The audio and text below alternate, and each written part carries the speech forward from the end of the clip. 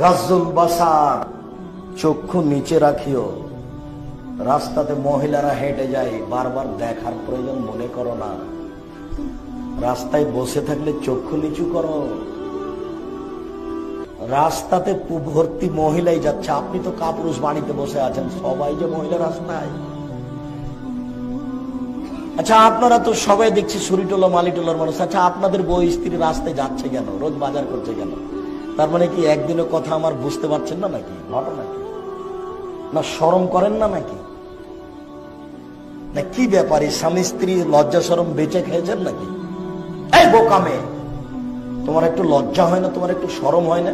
ও বেহায়া হয়ে ঠোঁটে লিপস্টিক দিয়ে রাস্তায় আসো কেন? তুমি নিজেকে মুসলমান মনে করো না? তুমি নিজেকে গরু ছাগল মনে করো নাকি?